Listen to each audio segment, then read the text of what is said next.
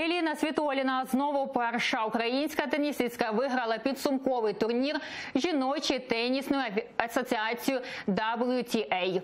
У фіналі змагань у Сінгапурі Світоліна перемогла американку Слоан Стівен.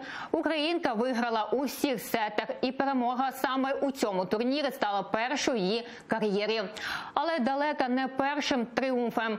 Лише у цьому сезоні Світоліна перемагала у різних змаганнях 4 рази. Всього в її арсеналі 13 найвищих світових титулів. Тепер вона займає 4-ту сходинку в рейтингу WTA.